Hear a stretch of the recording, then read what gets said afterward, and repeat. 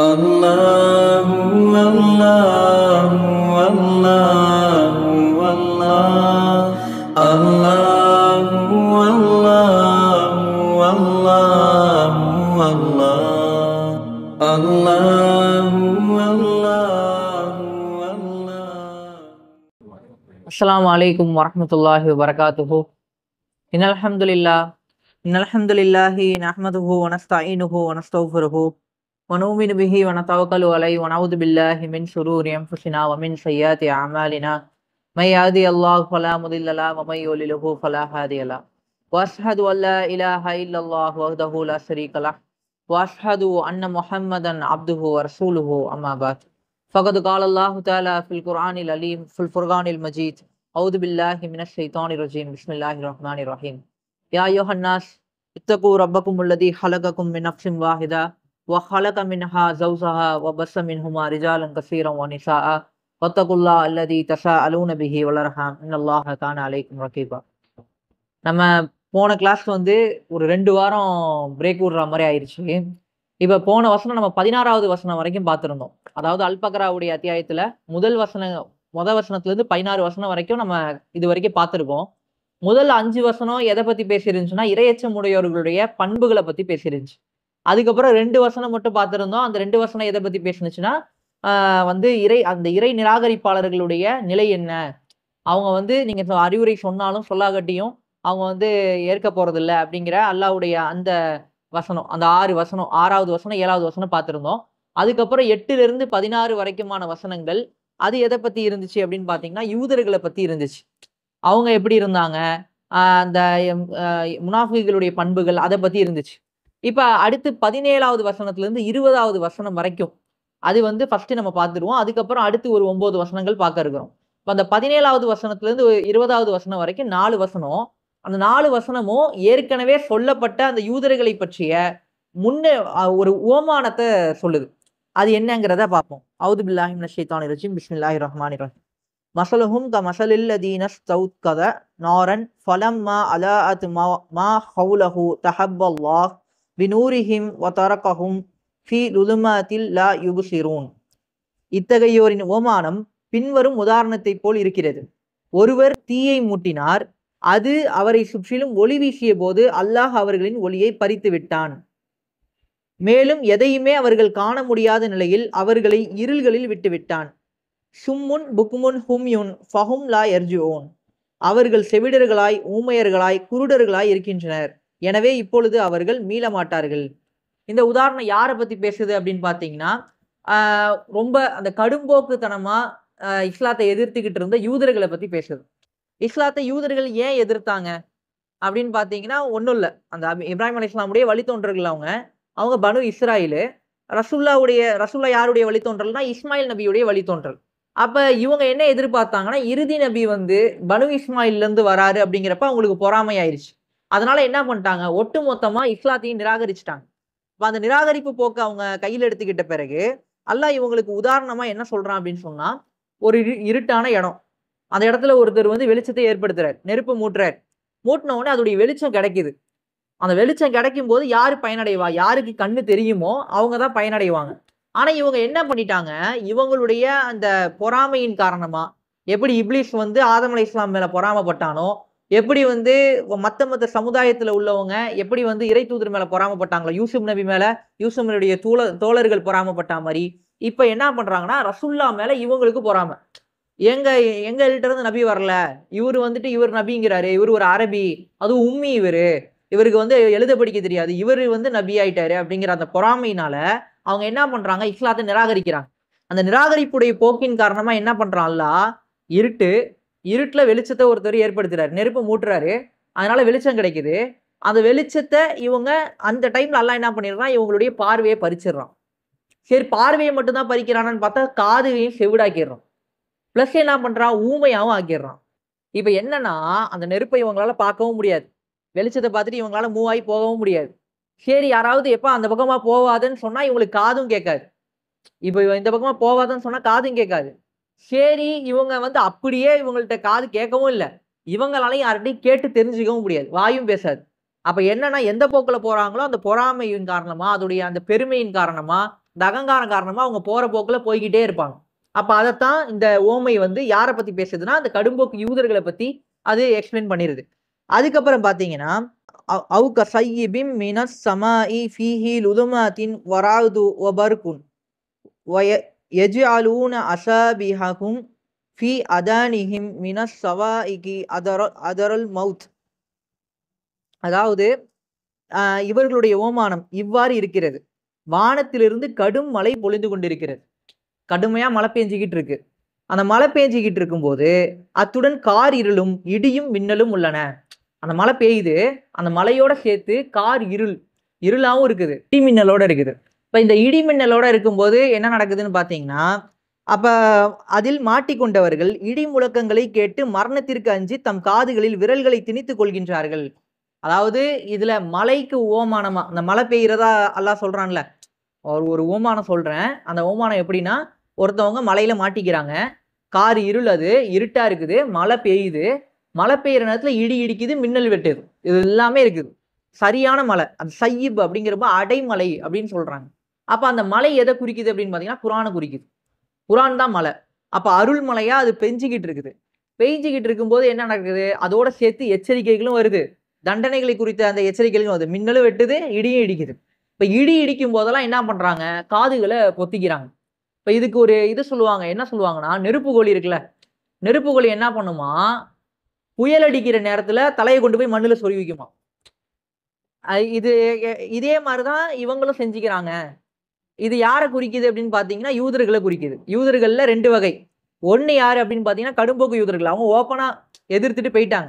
இன்னொரு பக்கம் யாருன்னு பாத்தீங்கன்னா லேசா ரசூலாட்ட வந்து பேசுவாங்க, நாங்களும் ஈமான் தான் கொண்டிருக்கோம், நாங்களும் அல்லாஹ்வை தான் நம்புறோம், நாங்களும் வேதம் வச்சிருக்கிறோம், நாங்க வேதமுடையவர் தான் அப்படின்லாம் சொல்லுவாங்க. ஆனா களிமா சொல்ல மாட்டாங்க, ரசூல்லாவை ஏத்துக்கல. நாங்களும் நம்பிக்கை கொண்டவர் தான் அப்படின்னு அவங்க சொல்றாங்க. அவங்கள சில பேர் சொல்றாங்க.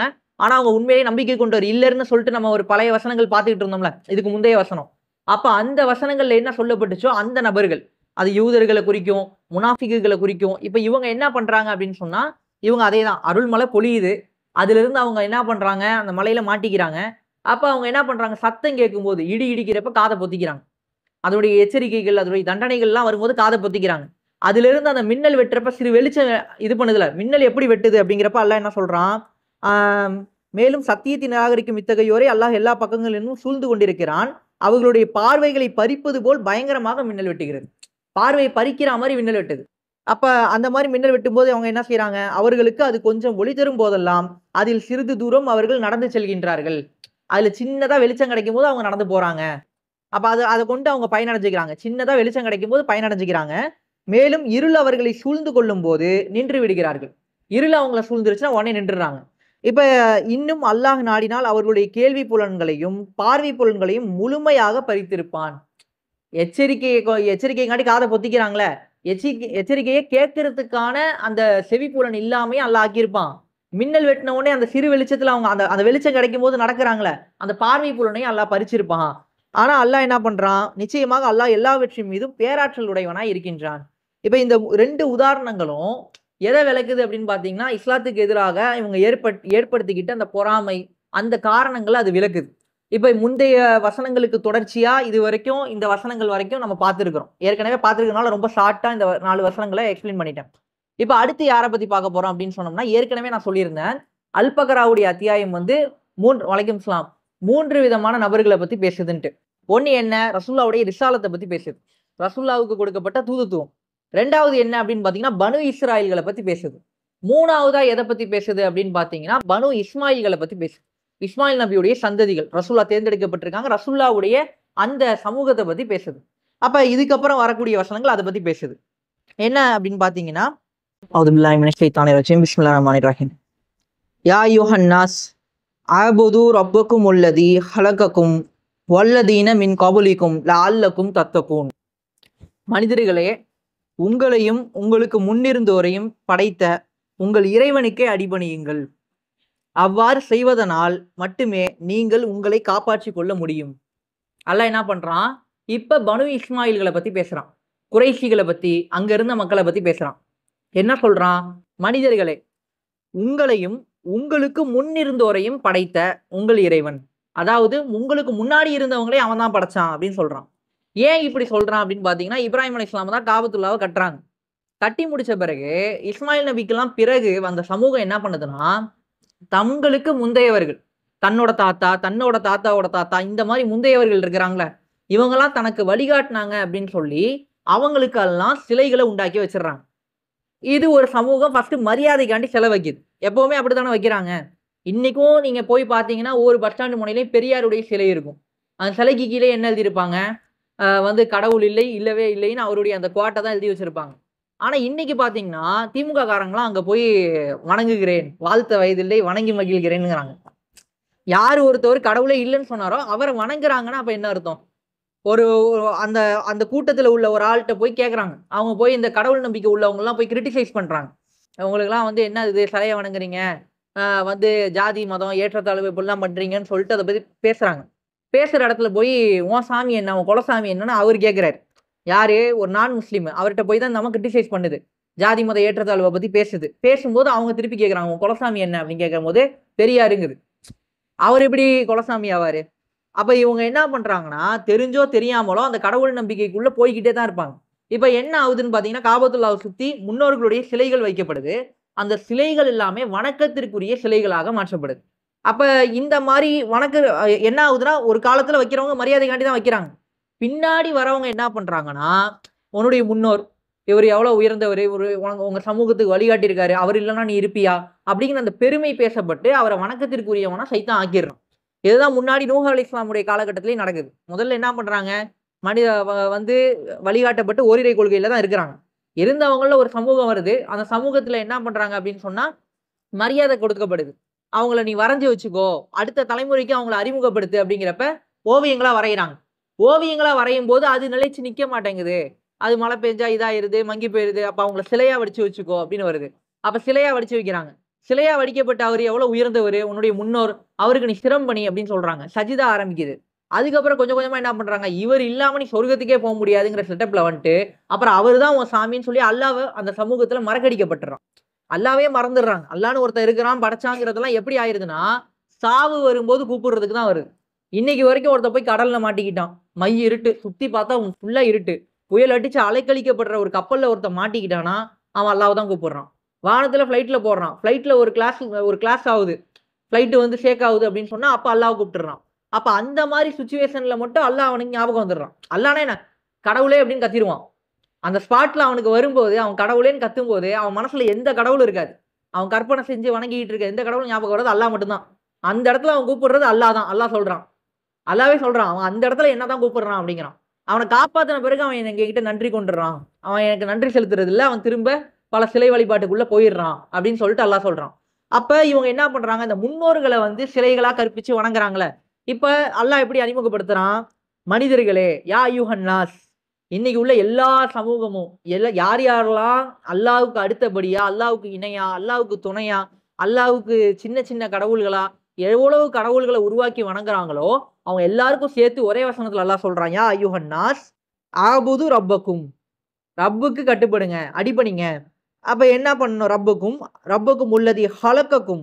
அவன் எப்படிப்பட்ட ரப்பு அப்படிங்கிறப்ப, வல்லதீன மின் கபுலிக்கும் லஅல்லக்கும் தத்தகூன். உங்களையும், உங்களுக்கு முன்னிருந்தோரையும், உங்களுடைய முன்னோர்களையும் படைத்தவன் அப்படின்னு சொல்றான். அப்ப வந்து என்ன அப்படின்னு பார்த்தீங்கன்னா, ஃபுல்லா கவர் பண்ணிடுறான். உங்களுக்கு முன்னாடி இருந்தவனையும் நான் தான் படைச்சேன் அப்படிங்கிறான். இது எதுக்குமே குறைஷிகள் வந்து மாற்று கருத்து சொல்லல. ஏன் சொல்லலன்னு கேட்டா, குறைஷிகள் நம்புனாங்க. அல்லாஹ் தான் படைச்சாங்கிறதெல்லாம் ஒத்துக்கிறாங்க. அவங்க என்ன பண்றாங்க அப்படின்னு சொன்னா, டிவிஷன்ஸ பிரிச்சுக்கிறாங்க. இப்ப அத பத்தி தான் அல்லாஹ் வந்து அடுத்த வசனத்துல சொல்றான். அல்லதி ஜஅல லகுமுல் அர்ல் ஃபிராஸன் வ ஸமாஅ பினாஅன் வ அன்ஜல மினஸ் ஸமாஇ மாஅன் வ அஹ்ரஜ பிஹி மினஸ் ஸமராத்தி ரிஸ்கல் லகும் ஃபலா தஜ்அலூ லில்லாஹி அன்தாதன் வ அன்தும் தஅலமூன். அவனே உங்களுக்காக பூமியை விரிப்பாகவும், வானத்தை முகடாகவும் ஆக்கினான். அவனே மேலிலிருந்து மழையை பொழிய செய்து, அதைக் கொண்டு உங்கள் உணவுக்காக விளைபொருள்கள் அனைத்தையும் வெளிப்படுத்துகிறான். எனவே இவற்றை எல்லாம் நீங்கள் அறிந்திருந்தும் அல்லாஹ்விற்கு இணைகளை ஏற்படுத்தாதீர்கள். இந்த இடத்துல எல்லாம் என்ன சொல்றான்? இவங்க என்ன பண்ணாங்கன்னா, அல்லாஹ் படைச்சான். ஆனா அல்லாஹ் என்ன பண்ணிட்டான்? அப்படியே விட்டுட்டான். இந்த அரிஸ்டாட்டிலுடைய கோட்பாடு சொல்லியிருந்தேன்ல. ஆரம்பத்துல இறைவனை பற்றி சொல்லும்போது, அவன் எப்படிப்பட்ட ரப்பு அப்படின்னு விளக்கும்போது சொல்லியிருந்தேன். அதாவது ரசூலுல்லாஹ்வுக்கு முன்னாடி ஈசா நபிக்கு பின்னாடி இந்த இடைப்பட்ட காலகட்டத்தில் ரோமபுரியுடைய அந்த ரோமர்களுடைய அந்த பேரரசெல்லாம் வளர்ந்து இருந்துச்சு. அந்த காலகட்டம் தான் என்ன சொல்லுவாங்கன்னா தத்துவவியல் காலகட்டம் அப்படின்னு சொல்லுவாங்க, மெய்யியல் காலகட்டம் அப்படின்னு சொல்லுவாங்க. அரிஸ்டாட்டில், அதுக்கப்புறம் பார்த்தீங்கன்னா சாக்ரட்டிஸ், இந்த மாதிரியான பேர்லாம் சொல்லுவாங்க. இந்த பித்தாகரஸ் தியரம் அதெல்லாம் படிச்சிருக்கோம்ல, அந்த மாதிரியான இதெல்லாம் கண்டுபிடிச்ச அந்த கிரேக்க தத்துவவியலாளர்கள்லாம் இருக்காங்களே, அவங்க வந்து இறைவனை பத்தி அவங்களுடைய புரிதல் என்னவா இருந்துச்சுன்னா அரிஸ்டாட்டிலுடைய புரிதலா தான் இருந்துச்சு. அரிஸ்டாட்டில் என்ன சொல்றாருன்னா, இறைவன் ஒருத்தன் இருக்கான், ஒரே ஒரு இறைவன் தான், அவன் படைச்சிட்டு அப்படியே விட்டுட்டான், மனிதனை படைச்சிட்டு அப்படியே விட்டுட்டான், அவனுக்கு மெயின்டெனன்ஸ் பண்ண தரல அப்படிங்கிறான்.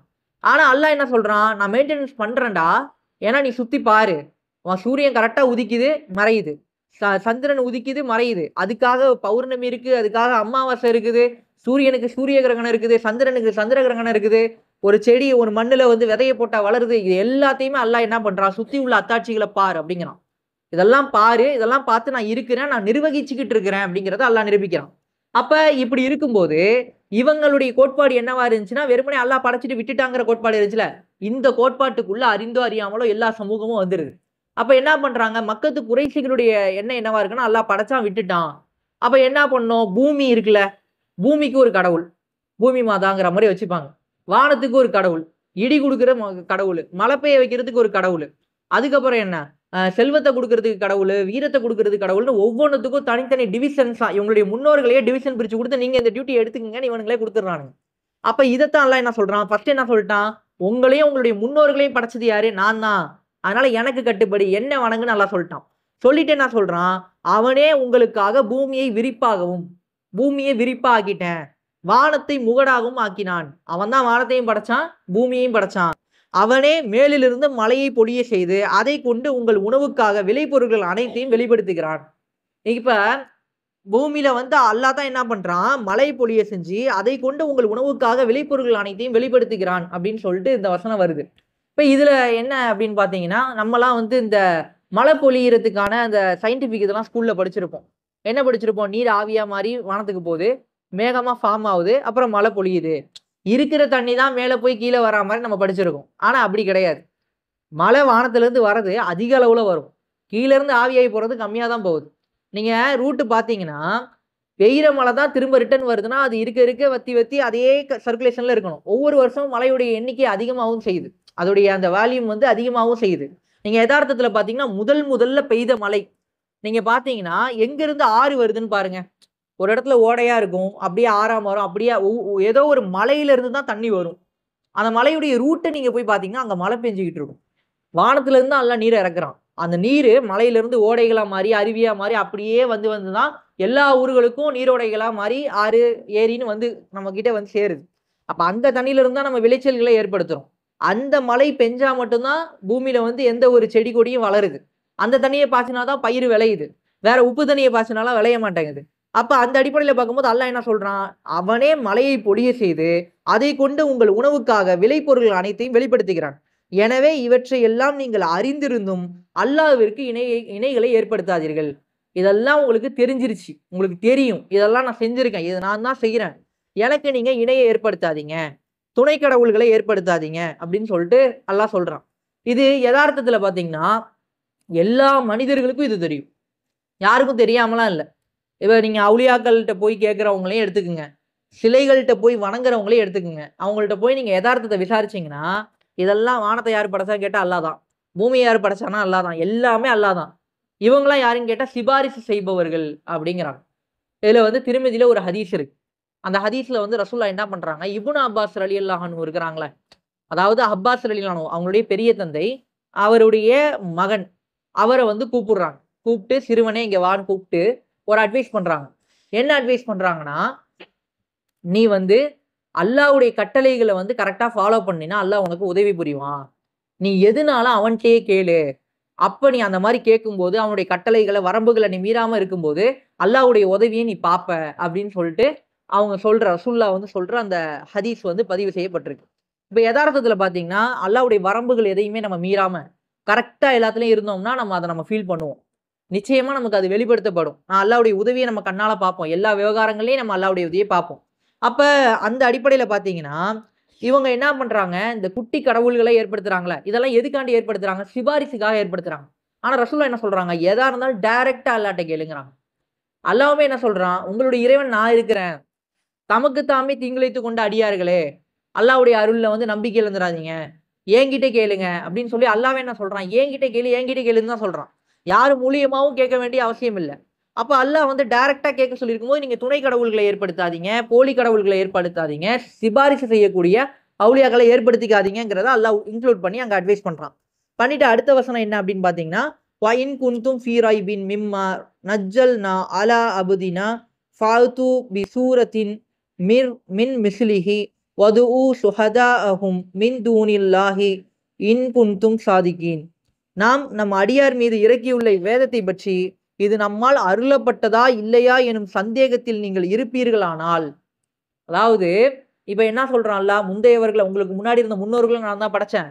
வானத்த நான் தான் படைச்சேன். பூமிய நான் தான் படைச்சேன். உங்களுக்கு மழைய குடுக்குறது நான் தான். விளைபொருள்கள ஏற்படுத்தி குடுக்குறதும் நான் தான். எல்லாம் தெரிஞ்சுக்கிட்டு எனக்கு மாறு செய்யாதீங்கன்னு சொல்லி அல்லாஹ் சொல்றானா? சொன்ன பிறகு இப்ப இவங்களுக்கு என்னன்னா, அல்லாஹ்வை நாங்களே நம்புறோம்.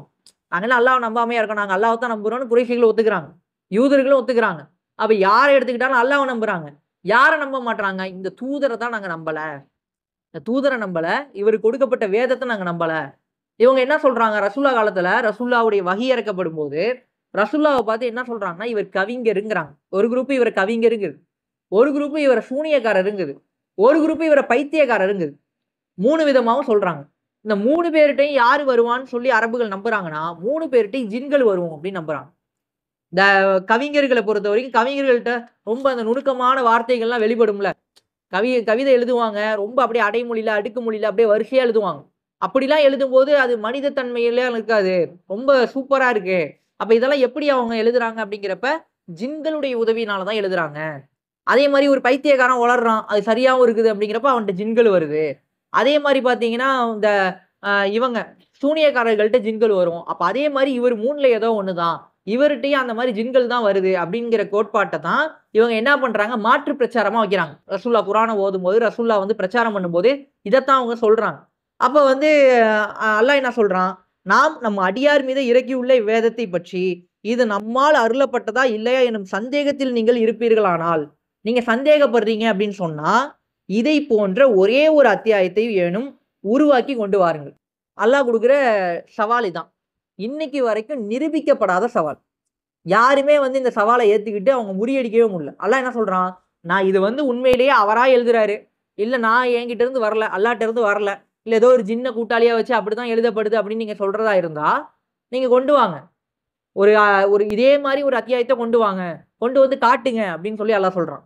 சொல்லிட்டு என்ன சொல்றான், ஆ இதனை செய்து காட்டுங்கள் அப்படின்னு சொல்லிட்டு என்ன சொல்றான், இதற்காக அல்லாஹ்வை தவிர, அல்லாஹ்வ தவிர்த்து ஏன்னா அல்லாஹ்ட்ட இருந்து தான் வந்திருக்கு. அதுக்கு மாறா தான் நீங்க சவால் விடுறீங்க. இது அல்லாஹ்ட்ட இருந்து வரலன்னு. அல்லாஹ்வை தவிர உங்களுக்கு துணை புரிபவர்கள் அனைவரையும் அழைத்துக் கொள்ளுங்கள். யாரு? சிலைகளா இருக்கட்டும், ஜின்களா இருக்கட்டும், இல்ல மலக்குமார்கள் வானவர்கள வணங்குறீங்களா? அவங்களா இருக்கட்டும், இல்ல வந்து என்னென்னலாம் உங்களுக்கு ஹெல்ப்போ, எது எதெல்லாம் உங்களுக்கு தேவையோ எல்லாத்தையும் கூப்பிட்டுக்குங்க.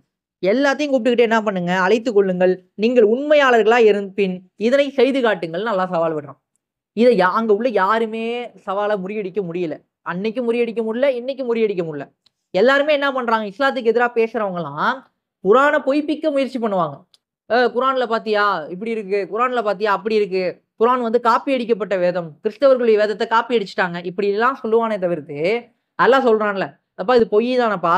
மனுஷன் தானப்பா எழுதுனான். நீ புதுசா ஒண்ணு எழுதி கொண்டு வாப்பா இதே மாரி." எழுதி கொண்டு வரலாம்ல. வானத்தின் மீது சத்தியமாக, பூமியின் மீது சத்தியமாக நல்லா எழுதுறான்ல.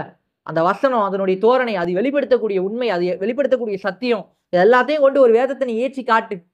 உன்னால முடியுமான்னு அல்லாஹ் சவால் விடுறான். செஞ்சு காட்டு அப்படிங்கிறான். இன்னைக்கு வரைக்கும் அந்த சவால் யாராலயும் ஏத்துக்கொள்ளப்படல. யாராலயும் அத செய்யவும் முடியல.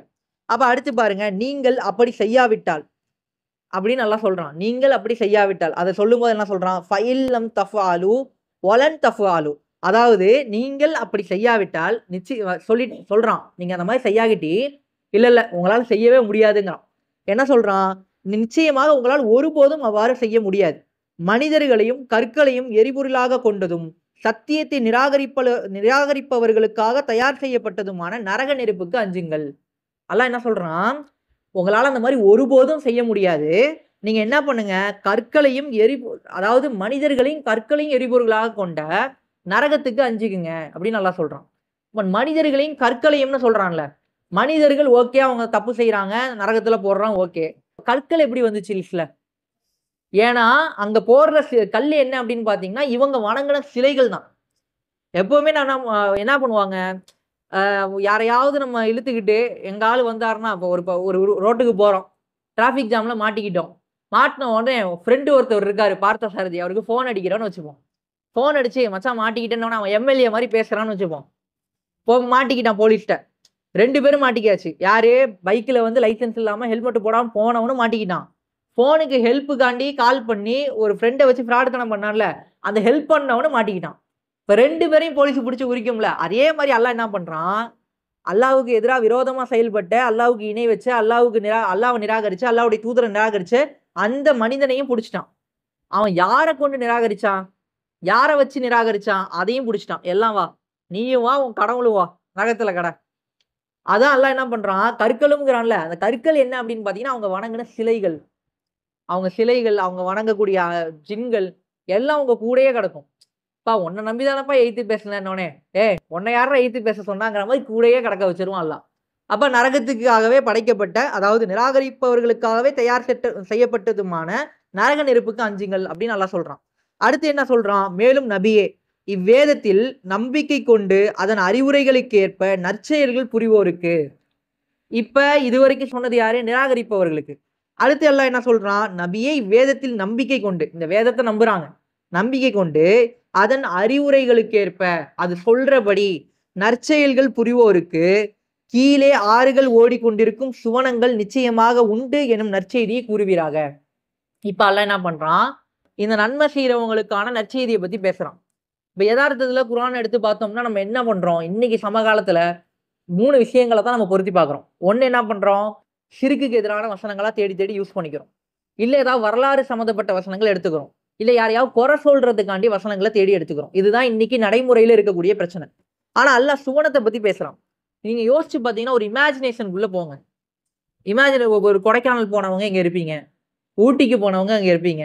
இதெல்லாம் தாண்டி, இதெல்லாம் வந்து எல்லாருமே கூட்டம் கூட்டமா போறாங்க. கொடைக்கானலுக்கும், ஊட்டிக்கும் போனீங்கன்னா, எல்லாரும் கூட்டமா போற இடத்துக்கு நம்மளும் போயிருப்போம். எல்லாரும் குரூப்பா போவாங்க, நம்மளும் போவோம். அது சூசைட் பாயிண்ட் ஒண்ணு இருக்கும். அங்க போய் பார்ப்போம். அப்புறம் திங்கிற இடம் ஒண்ணு இருக்கும். ஏதாவது ஒரே பூவா வச்சு ஒரு பூங்கா இருக்கும். அங்க போயிட்டு வந்திருப்போம். அப்படி ஃபோட்டோ எடுத்திருப்போம். இதெல்லாம் எல்லாரும் போன ஏரியா. ஆனா, போவாத பல மலைத்தொடர்கள் நம்ம தமிழ்நாட்டிலேயே இருக்கு. உதாரணமா பார்த்தீங்கன்னா, கல்வராயன் மலை அப்படின்னு ஒரு மலை இருக்குது. கள்ளக்குறிச்சிக்கு மேல போய் பார்த்தீங்கன்னா தெரியும். தேன் எடுக்க போனப்ப நான் ஒரு வாட்டி போனேன். அப்ப அந்த மலையெல்லாம் போய் பார்த்தீங்கன்னா, மலை இருக்கும். மலை மலைப்பகுதி எப்படி இருக்கும்னா, அந்த காத்தே வந்து இங்க அடிக்கிற காத்து மாரிலாம் இருக்காது. அது ஒரு மாரி சில்லான காத்து. அந்த காத்த ஃபீல் பண்றது வந்து எப்படி சொல்றதுன்னே தெரியாது. எல்லாம் மலை உச்சியில மரம் வளர்ந்திருக்கும். அந்த மரம் வந்து நல்ல தடிமனான மரமா, நல்ல உயரமான மரமா இருக்கும். அது அந்த மரத்தடியில போய் சாஞ்சுகிட்டு தூங்குனீங்கன்னா, அப்படி ஒரு தூக்கம் வேற எங்கேயும் கிடைக்காது. அந்த மலைக்கு அந்தந்த பக்கத்துல நீங்க அங்கருந்து பார்த்தாலே ஒவ்வொரு கார்னர்ல இருந்து அருவி ஊத்துறதும் தெரியும். அப்ப இந்த மாரியான இதெல்லாம் நம்ம பார்க்கும்போது எப்படி இருக்கும்னா, இந்த மாரி இடத்துல நம்ம பொறந்திருக்க கூடாதா? டவரு கிடைக்காது தான். இன்டர்நெட் இல்ல தான். அங்க உள்ள மக்கள்லாம் பாமர மக்கள் தான். இருந்தாலும் இந்த இடத்துல பொறந்திருக்க கூடாதா? எப்படி இருக்குது? எல்லாரும் ஆசைப்படுறோம்ல. ஊட்டிக்கோ, கொடைக்கானலுக்கோ போனா கூட நமக்கு எப்படி ஆசை வருது? ஜில்லுன்னு இருக்கு. மலையே அழகா இருக்குது. அந்த இடமே அழகா இருக்குது. அந்த அந்த இடத்துக்கு ஒண்ணுமே இல்ல. அந்த பூமியில இருக்கக்கூடிய ஒரு சிறு பங்கு. இது மீது நமக்கு ஆர்வம் இருக்குல்ல. அல்லாஹ் என்ன சொல்றான்? சுவனத்துல இப்படிப்பட்ட பகுதிய உங்களுக்காகவே குடுப்பேங்கிறான். அது எப்படி குடுக்குறாங்கிறான்? வந்து கீழே ஆறுகள் ஓடிக்கொண்டிருக்கும் சுவனங்கள். அதாவது இங்க என்ன அல்லாஹ் யூஸ் பண்றான்னா, ஜன்னாங்கிறான். ஜன்னாத்தின் தஜ்ரி மின் தஹ்திஹால் அன்ஹார். அதாவது ஜன்னாங்கிறப்ப சோலைகள். சோலைகள்னா என்ன? தோட்டங்களா? அப்படியே உயரமா அது வந்து உயரமா இருக்கும். அதுக்கு கீழ ஆறுகள் ஓடும். நம்ம வசரத்துல இருப்போம். அருவி ஓடுதுல, அருவிக்கு மேல் பகுதியில அ இது இருக்குன்னு நெனச்சுக்கங்க. அந்த பூந்தோட்டமா, அந்த இடத்துல எந்த பூச்சியும் உங்களுக்கு கடிக்காது. விஷ ஜந்துக்கள் இருக்காது. அழகா இருக்கும் பார்க்கறதுக்கே. உங்களுக்கு நடைப்பயணம் வந்து இலகுவா இருக்கும். அந்த இடத்த நீங்க இமேஜின் பண்ணிக்கங்கன்னு அல்லாஹ் சொல்றான். எப்படி சொல்றான்னா, இத நீங்க இமேஜின் பண்ணணுங்கிறதுக்காகவே தான் அல்லாஹ் இங்க சொல்றான். எப்படி சொல்றான்? உங்களுக்கு சுவனங்கள் கிடைக்கும் அப்படின்னு சொல்லி நற்செய்தி சொல்லுங்க. அ அந்த சுவனங்களில் ஏதேனும் ஒரு கனி அவர்களுக்கு உணவாக வழங்கப்படும் போதெல்லாம், அக்கனிகள் பூமியில் உள்ள கனிகளைப் போல் தோற்றத்தில் ஒத்திருப்பதால், இங்க குடுக்குற மாரி தான் மாம்பழமும் அங்க இருக்கும். இது ஏற்கனவே நம்ம பார்த்துருக்கோமேங்கிற மாரி இருக்கும். ஆனா டேஸ்ட் வேறையா இருக்கும். இங்க சில மாம்பழம் புளிக்கும், சில மாம்பழம் இனிக்கும், சில மாம்பழம் நார் நாரா இருக்கும். சில மாம்பழம் வந்து சாறா உறிஞ்சு குடிச்சிடுற மாரி இருக்கும். அப்ப அந்த மாரி ஒவ்வொரு மாம்பழத்திலயும் வகைகள் இருக்குல்ல. அங்க இருக்கக்கூடிய சுவையும் அதனுடைய வகையும் வேறதா இருக்கும். ஆனா மாம்பழம் தான். அதே மாரி இங்க குடுத்த எல்லாமே அதுக்கு ஒத்ததா அங்க கொடுக்கப்பட்டாலும், அதனுடைய அந்த தூய்மை வந்து வேற லெவல்ல இருக்கும். அப்ப அதுதான் அல்லாஹ் என்ன சொல்றான், பூமியில் உள்ள கனிகளைப் போல் தோற்றத்தில் ஒத்திருப்பதால், இத்தகைய கனிதான் முன்பு உலகில் நமக்கு உணவாக வழங்கப்பட்டது என அவர்கள் கூறுவார்கள். இன்னும் அங்கு அவர்களுக்கு தூய்மையான துணைகளும் உண்டு. மேலும் அங்கு அவர்கள் நிரந்தரமாக வாழ்வார்கள். அல்லாஹ் வந்து அந்த எதார்த்தத்த சொல்றான். இன்னைக்கு உலகத்துல யாரு எல்லாத்துக்கும் மனுஷன் எப்படி ஆசைப்படுறான்? ஒரு நல்ல வீடு, ஒரு அழகான அந்த வீடுன்னு குடுத்தாச்சு. ஒரு கவர்மெண்ட் வந்து ஒரு ஆள்ட்ட சொல்லுது. "உனக்கு வீடு கட்டி தரேன்ப்பா. நீ விருப்பப்படுற மாரி வீடு கட்டி தரேன்." அப்படிங்கிறப்ப நம்ம என்ன பண்ணுவோம்? ஒரு அம்பானி, ஒரு அதானி, ஒரு பில்கேட்ஸ் அவன்லாம் எப்படி வீடு கட்டியிருக்கான்னு போய் பார்ப்போம். டெக்னாலஜியா இருக்கும் வீடு. ஆனா, வீடு டெக்னாலஜியா இருந்தாலும் சுத்தி எப்படி இருக்கும்? எவனா இருந்தாலும் சரி, அவனுக்குன்னு ஒரு வீடு, அவனுக்காண்டி ஒரு ஒரு மனச அமைதிப்படுத்துறதுக்காண்டி அவன் ஒரு வீட்ட ஏற்படுத்திக்கிறான் அப்படின்னு சொன்னா, வீட்ட மட்டும் கட்டிட்டு உட்கார்ந்திருக்க மாட்டான். வீட்ட சுத்தி தோட்டம் வப்பான். புடிச்ச செடி கொடியெல்லாம் வளர்ப்பான். அதுக்கப்புறம் என்ன பண்ணுவான், வந்து பூ வளர்ப்பான். அதுக்குன்னு அந்த அந்தந்த இடத்துல போய் தண்ணி ஊத்துறா மாரி, அது அதுக்கு மெயின்டனன்ஸ்க்குலாம் இடத்த போட்டு வப்பான். அது ஒரு செட்டப்பா இருக்கும். அந்த பணக்காரன் என்ன பண்ணுவான், இருக்கிறதுலயே அழகான துணைவிய ஏற்படுத்திப்பான். இருக்கிறதுலயே அழகான பொண்ணா புடிச்சுப்பான். அதுலயும் அறிவா இருக்கணும். சில இப்போ ஒரு சில இமாம்கள் வந்து உட்கார்ந்திருக்காரு. ஒருத்தர் கேள்வி பதில் சொல்றவரு. மலேசியாக்காரரு. அவர்ட்ட வந்து கேள்வி கேட்கறாங்க. ஒரு அம்மா வந்து என்ன பண்ணுது, கேள்வி கேட்கிறேன்னு சொல்லிட்டு, "நான் உங்கள கட்டிக்கிறேன். எனக்கு கல்யாணம் பண்ணி வச்சுருங்க என்ன" அப்படின்னு சொல்லுது. அவரு ஒரே ரெக்யூர்மென்ட் தான். என்ன சொல்றாரு, "என்கிட்ட என்ன கல்யாணம் பண்ணிக்கணும்னா முழு குரான மனப்பாடம் பண்ணியிருக்கணும். என்னென்ன ஃபிக்ஹ பத்திலாம் படிச்சிருக்கணும். இப்படிலாம் இருந்தா தான் நான் கட்டிப்பேன்னு" சொல்லிட்டு ஃபோன கட் பண்ணிட்டு வச்சுட்டாரு. ஆல்ரெடி அவருக்கு கல்யாணம் 2 கல்யாணம். ஒரு 2 பொண்டாட்டி இருக்கு அவருக்கு. 3வதா அந்த அம்மா கேட்குது. கேட்கும்போது இவரு இப்படி சொல்லிட்டு ஃபோன கட் பண்றாரு. அப்ப என்னன்னா, ஒரு தகுதி வந்துருச்சு அப்படின்னு சொன்னா, அவங்க ரெக்யூர்மென்ட் என்னன்னு பார்ப்பாங்க. எல்லாரையும்லாம் கல்யாணம் பண்ணிற மாட்டாங்க. அதே மாரி தான் பெண்களும். பெண்களுக்கு அழகா இருக்காங்க. அல்லாஹ் வந்து என்ன பண்றான், 4 தகுதிகள பத்தி ரசூலுல்லாஹ் பேசுறாங்க. அழகு, குடும்ப கௌரவம், அதுக்கப்புறம் என்ன, நற்குணம், இப்படி ஒவ்வொரு கேட்டகரிலாம் சொல்றான்ல. இல்ல இந்த குடும்ப கௌரவமா இருக்கட்டும், பணமா இருக்கட்டும், அழகா இருக்கட்டும், இது எல்லார்ட்டயும் இருக்கலாம், இல்லாமயே இருக்கலாம். ஆனா நற்குணங்கிறது தான் எல்லார்ட்டயும் இருக்க வேண்டியது. அது ஒண்ணும் செயற்கையானது கிடையாது. அது ஏற்படுத்திக்க வேண்டிய ஒண்ணு. அது வந்து இயல்புகள்லயும் இருக்கும். இயல்பா கொண்டு வரவும் முடியும். கொஞ்சம் சில பயிற்சிகள் செஞ்சா போதும் எல்லார்ட்டயும் கொண்டு வந்துர முடியும். இது அல்லாஹ் என்ன சொல்றான்? நற்குணம் தான் சிறந்ததுங்கிறான். இது 3த்தையும் முற்படுத்தாதீங்கங்கிறான். ஆனா இது 3த்துல ஏதோ ஒண்ணு பெற்றிருக்கக்கூடிய பெண்மணி என்ன பண்ணுவாங்க? ஒரு பணங்காசு உள்ள பொண்ணு என்ன பண்ணும்? எனக்கு இத்தன பவுன் மகர் போடுன்னு ரெக்யூர்மென்ட் வைக்கும்ல. அழகா இருக்கிற பொண்ணு இத்தன பவுனு மகர் போடுன்னு ரெக்யூர்மென்ட் வைக்கும்ல. குடும்ப கௌரவமா இருக்கிறவங்க என்ன பண்ணுவாங்க? இன்னொரு குடும்ப கௌரவமான ஒரு ஆண்ட்ட இருந்து தானே திருமணம் செஞ்சுப்பாங்க. அப்படி ஒரு குடும்பத்துல இருந்து தானே மாப்பிள்ளை எடுப்பாங்க. அப்ப எல்லாத்துலயுமே அவங்கவங்க தகுதிக்கு ஏற்ப இது பண்ணுவாங்கள்ல. அப்ப அவங்க என்ன தகுதி கேட்கறாங்களோ, அவங்க என்னென்ன விஷயங்கள எதிர்பார்க்கிறாங்களோ, அந்த எல்லா எதிர்பார்ப்பையும் நிவர்த்தி செய்யக்கூடிய துணை அங்க கிடைக்கும். அது எல்லாமே நிவர்த்தி ஆயிருக்கும். அந்த துணை அப்படித்தான் இருக்கும். அத சொல்லும்போது என்ன சொல்றாங்க? கணவன், மனைவி 2 பேருமே சூனத்துக்குரியவங்களா இருக்கிறாங்க அப்படிங்கிற பட்சத்துல 2 பேருமே ஜோடியாவும் இருக்கிறதுக்கு, அங்கேயுமே ஜோடியா இருக்கிறதுக்கு வாய்ப்பு இருக்கு. அதே நேரத்துல ஒரு மனைவி இருக்கிறாங்க. கணவன் ரொம்ப கொடுமையான ஆளு. தண்ணிய போட்டுட்டு அடி அடின்னு அடிக்கிறாரு. இவர் விரும்பவே இல்ல. ஏதோ கடமைக்கு வாழ்றாங்க. டைவர்ஸும் பண்ண முடியல. டைவர்ஸ் பண்ணாலும் இன்னொரு மாப்பிள்ளை கிடைக்காது. அப்ப இந்த மாரி பிரச்சனையில வாழ்றவங்க அல்ல வேற ஒரு துணைய தான் ஏற்படுத்துவான். அப்ப இந்த மாரி நெறைய பேர் கல்யாணமே ஆவாம இறந்து போயிருப்பாங்க. அப்ப அவங்களுக்கு என்ன லிஸ்ட்? அவங்கவங்களுக்கு துணை ஏற்படுத்தப்படும். அப்ப அல்லாஹ் என்ன சொல்றான்? சூனத்துக்குரியவங்கள பத்தி சொல்லும்போது, அவங்க அங்க அங்க அவங்களுக்கு வந்து சூனம் இருக்கும். கீழ ஆறுகள் ஓடும். அந்த இடத்த இமேஜினேஷன் சத்த நேரம் கண்ண மூடி 2 விஷயங்கள நம்ம இமேஜின் பண்ணலாம். ஒண்ணு என்ன அப்படின்னு சொன்னா, கண்ண மூடி படுத்திருக்கும்போது கபர் வேதனைய இமேஜின் பண்ணி பார்க்கலாம். நரகத்த இமேஜின் பண்ணி பார்க்கலாம். மறுமை நாள்ல எந்திரிச்சு உட்கார்ந்து அல்லாஹ் நம்மள்ட்ட கேள்வி கேட்கிறத இமேஜின் பண்ணி பார்க்கலாம். அதெல்லாம் இல்லாம சொர்க்கத்துக்கு போறதையும் இமேஜின் பண்ணி பார்க்கலாம். சொர்க்கத்த இமேஜின் பண்ணீங்கன்னா, அதத்தான் விருப்பமா இருக்கும். உங்களுக்கு எது சிறந்ததோ அத யோசிங்க. எது உங்களுக்கு ரொம்ப இந்த இடத்துக்கு போறது எனக்கு புடிக்கும்னு யோசிக்கிறீங்களா? அந்த இடத்திலேயே ரொம்ப உயர்ந்தது. ரொம்ப தரம் உயர்ந்தது. நீங்க அத யோசிச்சு பார்த்தீங்கன்னா உங்களுக்கு புரியும். அதுதான் சுவனத்த ஏன் இமேஜின் பண்ண அப்பதான் நம்ம பாவம் செய்யாம இருப்போம். ஒரு ஆள் ஒரு இலக்க வச்சா தானே அத நோக்கி பயணிப்பான். அப்ப அந்த இலக்குக்கு ஏத்தா மாரி நீங்க இமேஜின் பண்றதுக்காண்டி தான் அல்லாஹ் என்ன பண்றான் இங்க சொல்லி காட்டுறான். சும்மாலாம் உன்ன நற்செயல் செய்ய சொல்லல. சும்மாலாம் உனக்கு வேதத்த குடுத்து நீ ஃபாலோ பண்ணுன்னு சொல்லல. இதுக்கு நான் கூலி தரேன் அப்படிங்கிறான். அந்த கூலி எப்படிப்பட்ட கூலி? இந்த உலகத்துல விட உனக்கு சிறந்தது. அது எப்படி வந்து சுவனம் இருக்கும், கீழ ஆறுகள் ஓடும். இன்னும் அடுத்தடுத்த வசனங்கள் பார்த்தோம்னா பாலாறு, தேனாறு ஓடும். வந்து எல்லாமே அல்லாஹ் லிஸ்ட் போட்டு சொல்லுவான். அப்ப இத பத்தி அல்லாஹ் சொல்லிடுறானா? அடுத்த வசனம். நிச்சயமாக அல்லாஹ் கொசுவையோ, அதை விட அற்பமானதையோ ஓமானமாக காட்டுவதற்கு வெட்கப்படுவதில்லை. அல்லாஹ் கொசுவையோ, அதை விட அற்பமானதையோ ஓமானமாக காட்டுறதுல வெட்கப்படுறதில்ல. இத பத்தி நம்ம முந்தைய வசனம் பேசும்போதே நம்ம பார்த்திருந்தோம். ஏன்னா, அல்லாஹ் வந்து தான் படைச்சான். அல்லாஹ் படைச்சத அவன் அத்தாட்சியா காட்டுறான். கொசு ஏன் இருக்குங்கிறத பாரு.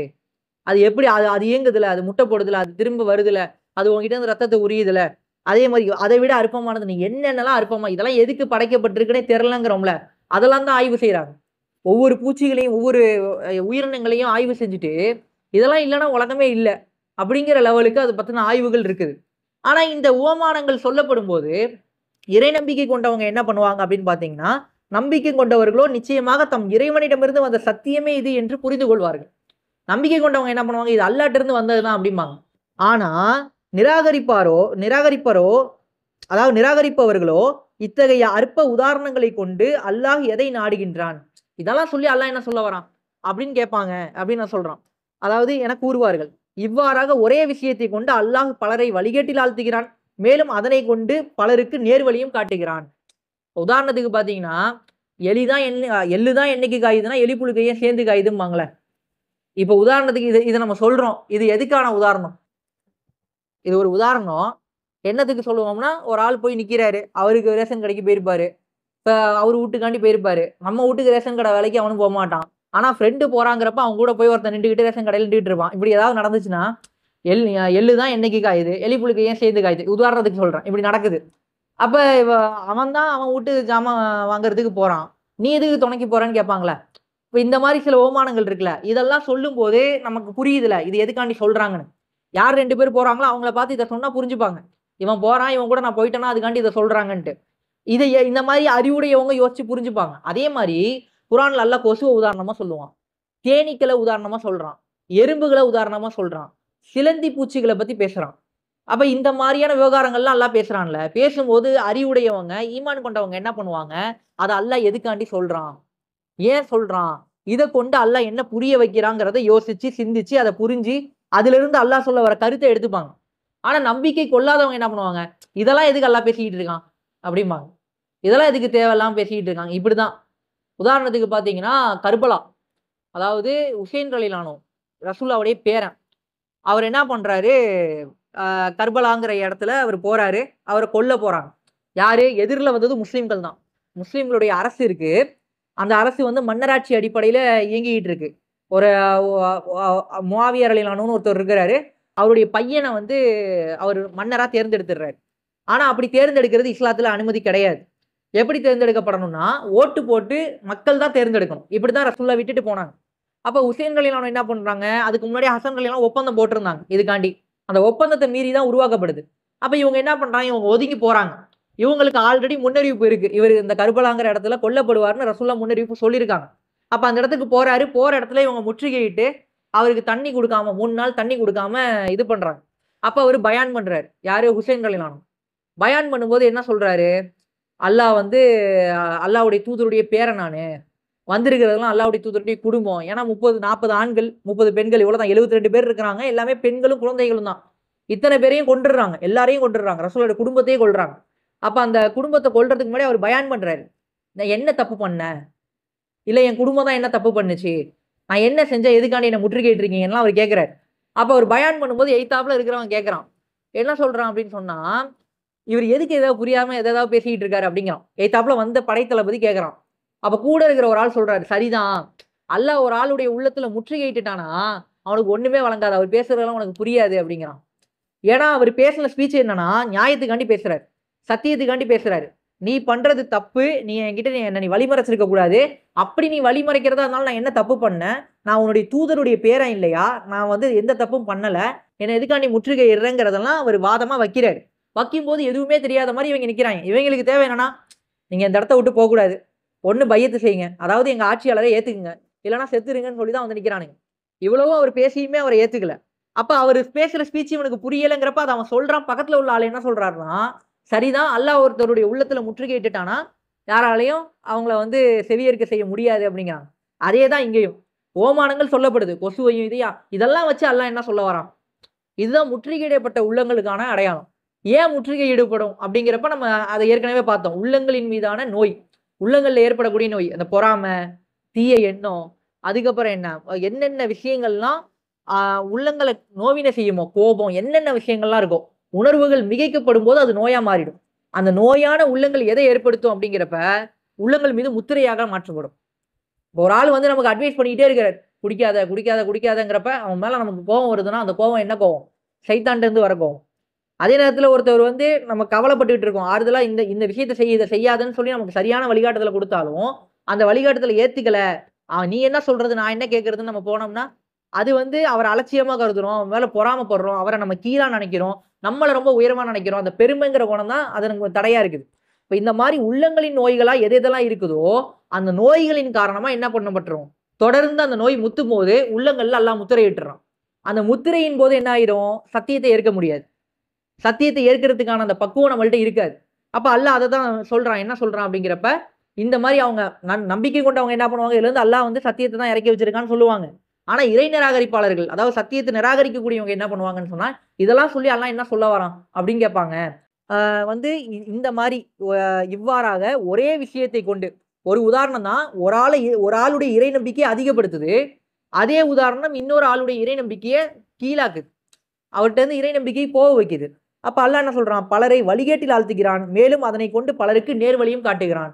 இதான் குர்ஆன் ஒரு ஆள நேர்வழியிலயும் செலுத்தும், ஒரு ஆள வழிகேட்டிலயும் விட்டுரும். எப்படி விடும்ன்னு சொன்னா, உள்ளத்துல நோய் உள்ளவன் இந்த குர்ஆன ஓதுனான்னு வச்சுக்கங்களேன், ஒவ்வொரு வசனத்தையும் பார்த்துட்டு, நேத்து என் கூட சண்டை போட்டான்ல, அவன தான் இது குறிக்குது. நேத்து என் கூட சண்டை போட்டால, இவள தான் இது குறிக்குது. அவ இந்த மாரி பண்ணால, இவள பத்தி தான் இது பேசுதுன்னு சொல்லி, தங்கள உயர்வா கருதிக்கிட்டு, மத்தவங்கள கீழா கருதக்கூடிய அந்த வேலைகள அவங்க பார்ப்பாங்க. ஆனா, இறை நம்பிக்கை கொண்டவங்க என்ன பண்ணுவாங்க? இது என்ன பத்தி தான் பேசுது. குர்ஆன் என்ன பார்த்து பேசிக்கிட்டு இருக்கு. என் பண்புகள நான் திருத்திக்கணும்னு நெனப்பாங்க. அப்ப அல்லாஹ் என்ன சொல்றான்? இத தான் சொல்றான். அவங்களுக்கு வந்து சில பேர வழிகேட்டுல விட்டுறான். சில பேர வந்து நான் நேர்வழி காட்டுறேன்னு சொல்லிட்டு, ஆனால் ஃபாசிக்குகளை தவிர வேறு எவரையும் இதனைக் கொண்டு அவன் வழிகேட்டில் விடுவதில்லை. ஃபாசிக்குகள், அதாவது தீயவர்கள், பாவம் செய்யக்கூடியவர்கள், கெட்ட எண்ணம் கொண்டவர்கள், இவங்கள தவிர்த்து வேற யாரும் இத படிச்சுட்டு வழிகேட்டுக்கு போமாட்டாங்க. நல்ல குணம் கொண்டவங்க, சின்ன சின்ன கெட்ட பழக்கம் இருக்குது. அதுவும் அவங்களுக்கு அவங்களே செஞ்சுக்கிறது. இந்த மாரி உள்ளவங்கலாம் குர்ஆன பார்த்து திருந்திருவாங்க. ஆனா உண்மையிலேயே அவங்க பிராக்டிஸாவே அவங்க கெட்டவங்களாவே இருக்கிறாங்கங்கிறப்ப, அதுக்காண்டியே இந்த குர்ஆன் எடுத்து ஓதுறாங்கங்கிறப்ப, அவங்க அத கொண்டு வழிகெடுக்க தான் படுவாங்க அப்படின்னு அல்லாஹ் சொல்றான். சொல்லிட்டு சொல்றான், அவர்கள் எத்தகையவர்கள் எனில், அவங்க எப்படிப்பட்டவங்கன்னா, அல்லாஹுவுடன் உறுதியான உடன்பாடு செய்து கொண்ட பின்னர் அதை முறித்து விடுவார்கள். உறுதியான உடன்படிக்கை. எத பத்தி அல்லாஹ் பேசுறான்?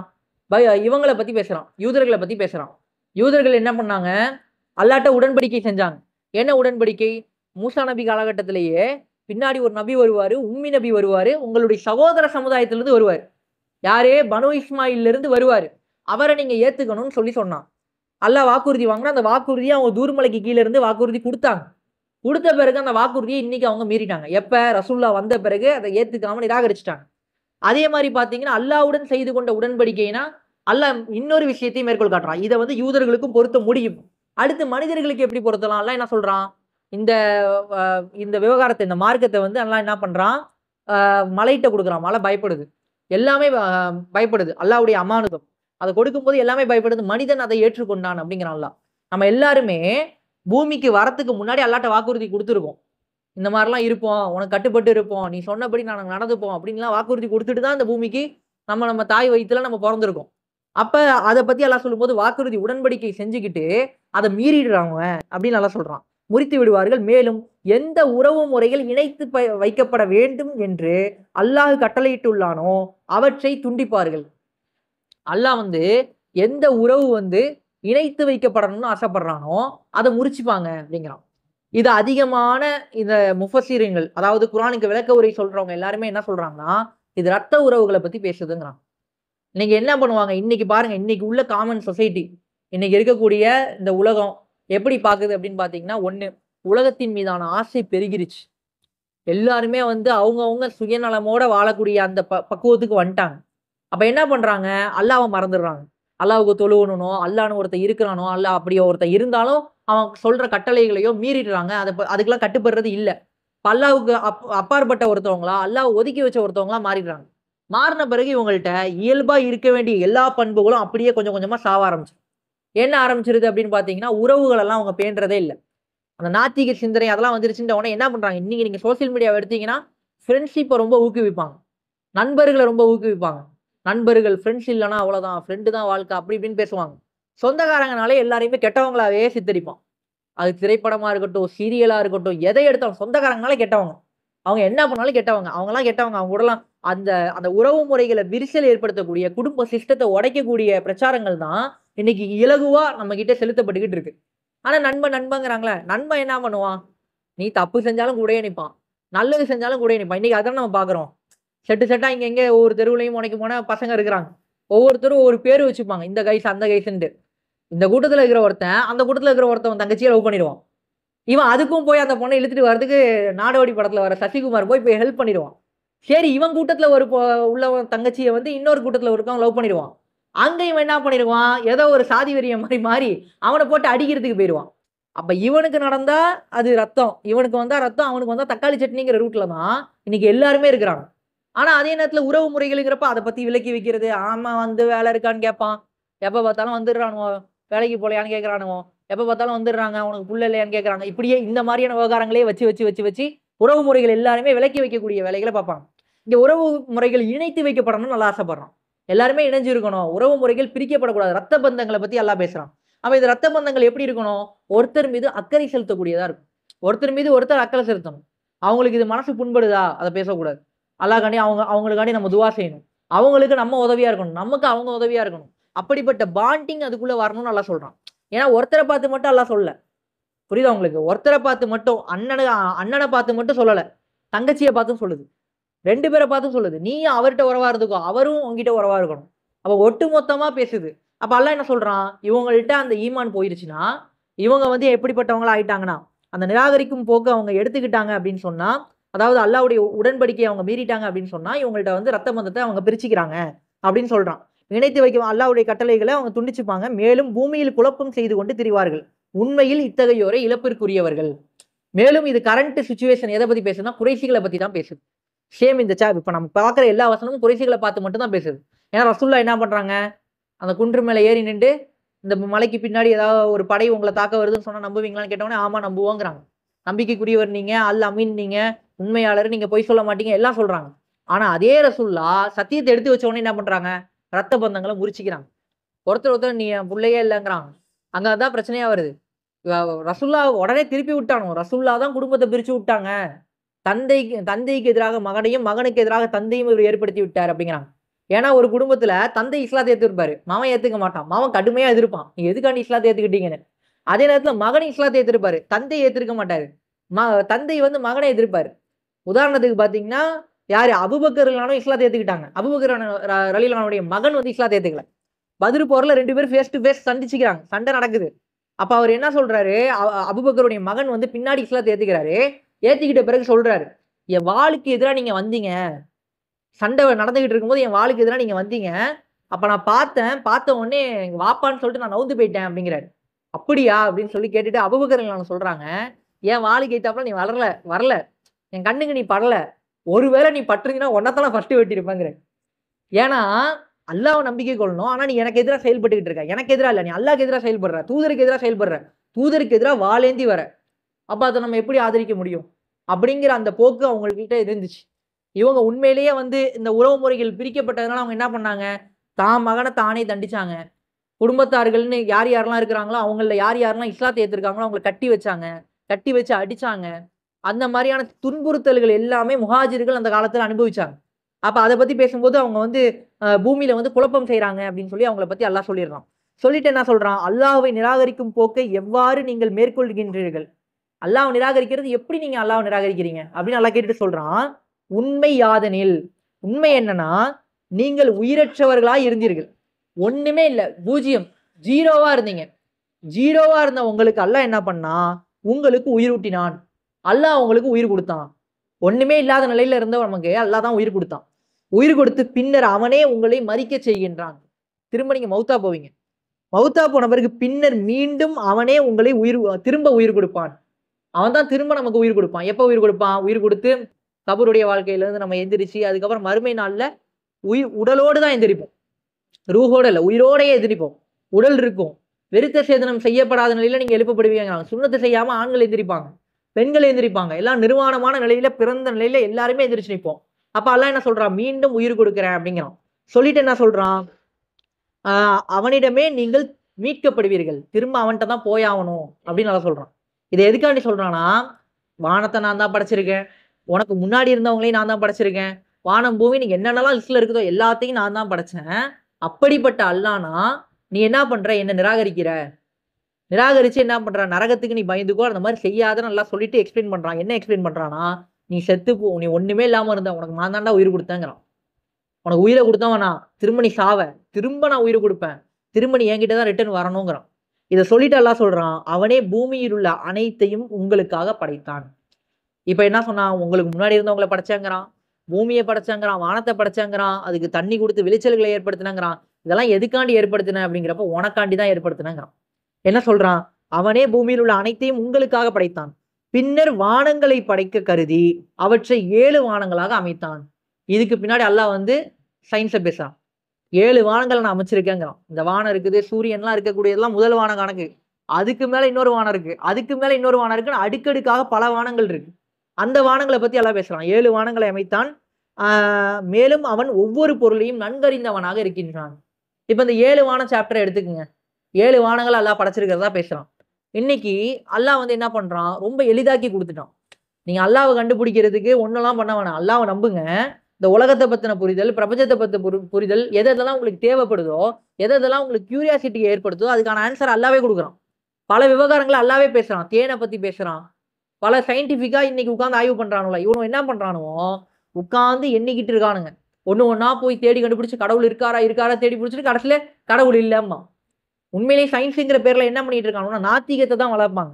யாரெல்லாம் ஆய்வு செஞ்சுட்டு கடவுள் இருக்கான்னு சொல்லக்கூடிய ஆய்வுகள் இருக்குல்ல, உதாரணத்துக்கு காட் ரேஷியோன்னு இருக்கும். என்ன பொருள் எடுத்தாலும் ஒரு குறிப்பிட்ட ரேஷியோ, இந்த அளவுல தான் அது இருக்கு, இப்படித்தான் அது வடிவமைக்கப்பட்டிருக்குன்னு சொல்லி அதுக்காகவே சில தியரிலாம் இருக்கு.